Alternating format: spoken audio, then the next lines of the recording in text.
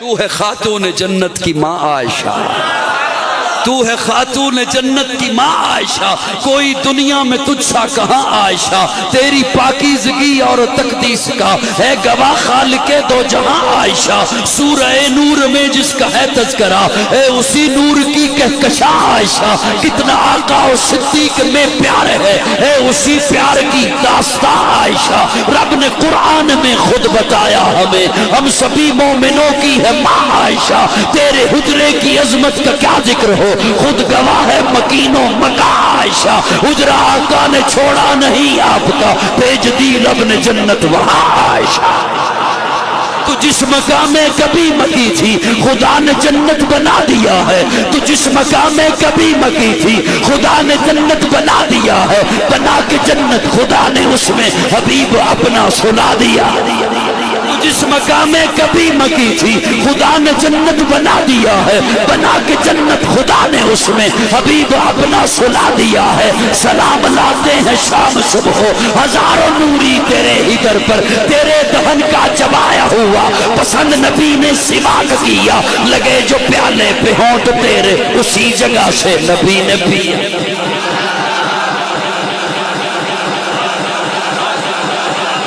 تیرے دہن کا چبایا، تیرے دہن کا چبایا ہوا پسند نبی نے سواک کیا، پیارے آقا آرام فرما ہے، فرمایا اشارے سے کہا مسواک لائی جائے، مسواک لائی گئی، فرمایا اس سخت ہے اسے نرم کیا جائے، اما عائشہ اٹھنے لگی نرم کرنے کے لیے، کہاں چلی ہو عائشہ؟ یا رسول اللہ آپ نے فرمایا نا سخت ہے، کسی چیز سے کوٹ دوں دبا دوں نرم کر دوں، فرمایا نہیں عائشہ اپنے دانتوں سے نرم کر، اپنے جب دانتوں سے نرم کر دی پھر عائشہ اٹھنے لگی، کہاں چلی ہو؟ یا رسول اللہ دو کے لاؤں نا، دانتوں سے چبا دیا، نہیں یوں ہی دے دے، تیرے دہن کا چبایا ہوا پسند نبی نے سواک کیا، لگے جو پیالے پہ ہونٹ تیرے، لگے جو پیالے پہ ہونٹ تیرے اسی جگہ سے نبی نے پیا، سبحان اللہ، کتنی محبت عائشہ سے، لیکن سنیے ہمارے یہ عقیدے کا حسن ہے کہ اماں ختیجہ بھی ہماری ماں ہے، عائشہ بھی ماں ہے، حفصہ بھی ماں ہے، یہ بعض لوگ کہتے ہیں یہ بات کہ باقی ماؤں کا تذکرہ نہیں کرتے ہیں سب کا تذکرہ، حضور کی جتنی بیویاں ہیں امت کی مائیں ہیں، جو بھی حضور کے نکاح میں آئی ہیں امت کی، یہ بات زیادہ عائشہ کی اس لیے ہوتی ہے اسی چیز کی حفاظت کی جاتی ہے چور کی جہاں نگاہ ہوتی ہے، جسے چور چرانا چاہے اسی پہ پہرا لگا، کیونکہ بھونکنے والا بھونکتا ہے اماں عائشہ کو، تو پھر اماں عائشہ کے بیٹے دفاع کیا کرتے ہیں، ویسے ختیجہ بھی ماں ہے، اور وہی مقام ہے ہمارے سینوں میں دل و دماغ میں جو حضور نے فرمایا ہے اماں ختیجہ کا، اور اتنی محبت حضرت ختیجہ کی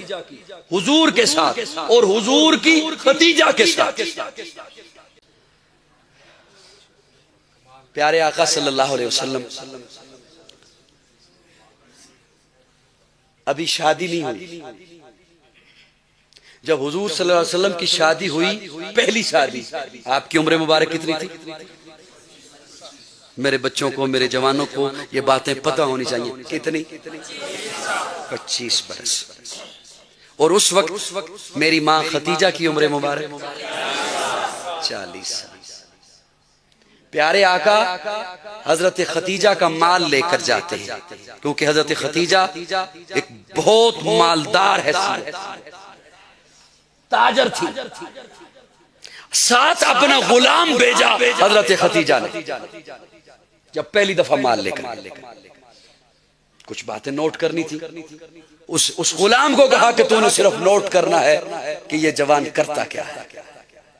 اس کی گفتگو کیسی ہے، اس کا لین دین کیسے، کیونکہ شورا ایک سنا تھا،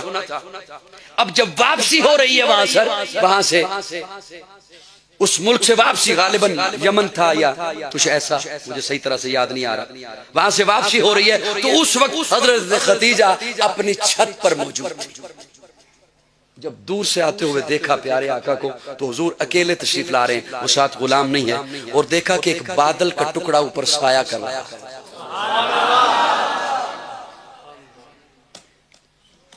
اسی وقت فوراً اپنی سہیلیوں کو بلایا حضرت خدیجہ نے، اور سہیلیوں کو بلا کے کہا یہ ٹکڑا بادل کا صرف مجھے دکھائی دے رہا ہے، کہیں میرا وہم نہ ہو، تمہیں بھی نظر آ رہا ہے۔ اور جو سہیلیوں نے دیکھا تو وہ تو پھر دیکھتی ہی رہ گئی، کہا یہ ٹکڑا بادل کا سایہ کر رہا ہے۔ جب پیارے آقا پہنچے تو اب حضرت خدیجہ پوچھتی ہیں کہ وہ غلام کہاں ہے جو میں نے ساتھ بھیجا تھا؟ تو پیارے آقا فرماتے ہیں کہ وہ ایک جگہ پہ ایک کام کے سلسلے میں رک گیا، ابھی قریب ہی بستی کے قریب۔ حضرت خدیجہ نے جان بوجھ کر پھر بھیجا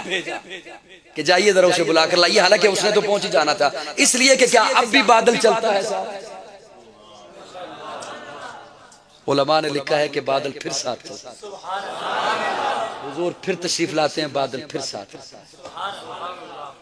اور جب غلام سے پوچھا تو غلام نے کہا آ کر کہ میں نے تو عجب منظر دیکھے ہیں راستے میں نے تو عجب معاملات دیکھے ہیں۔ آپ علماء سنتے رہتے ہیں کہ حضور کی ساری زندگی معجزہ، تو نبوت کے پہلے کے معجزات دیکھیے۔ غلام آ کے کہتا ہے، حضرت خدیجہ کا غلام،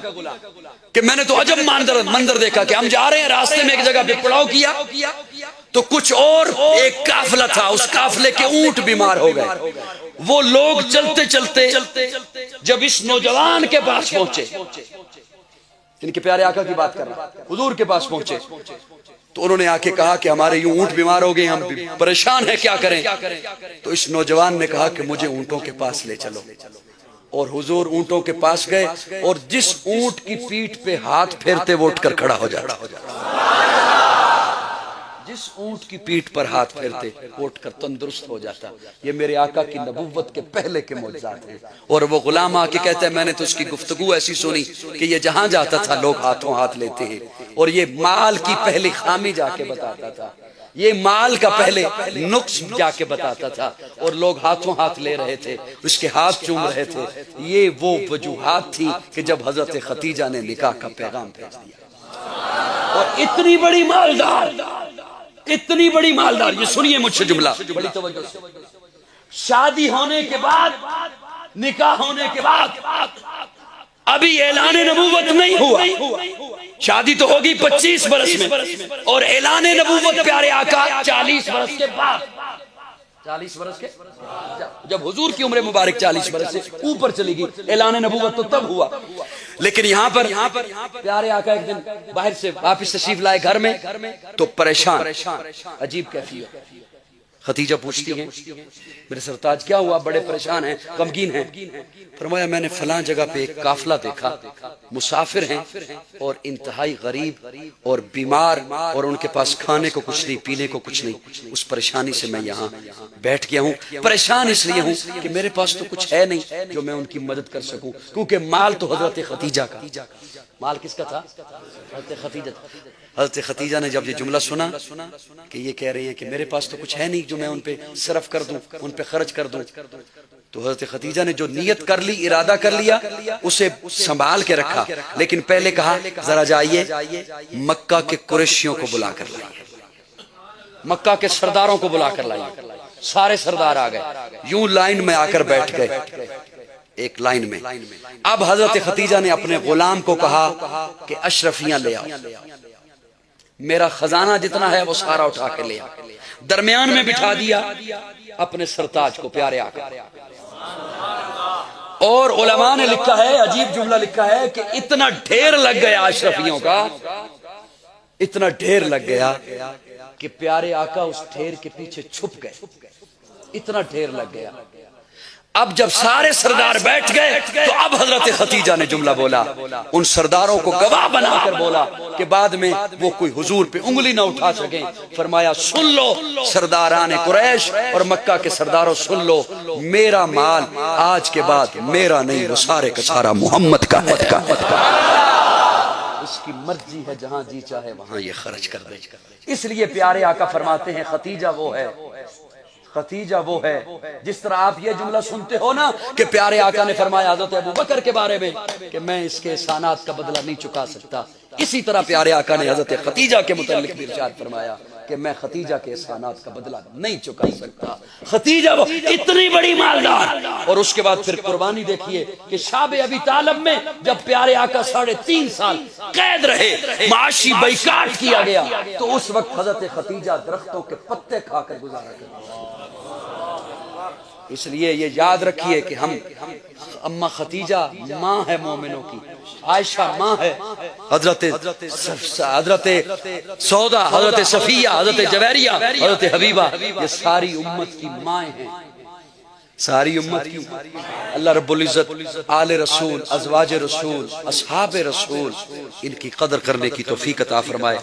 آخر دعوانا الحمدللہ رب العالمین، الحمدللہ رب العالمین، والعاقبۃ للمتقین، والصلاة والسلام علی سید الانبیاء والمرسلین۔ رب اغفر وارحم وانت خیر الراحمین۔ اللہم اغفرت کا وسع من ذنوبی ورحمت کر جا عندی من عملی، اللہم اجرنا من النار، رب انی مغلوب فانتصر، اللہم انا نجعلک فی نحورہم ونعوذ بک من شرورہم،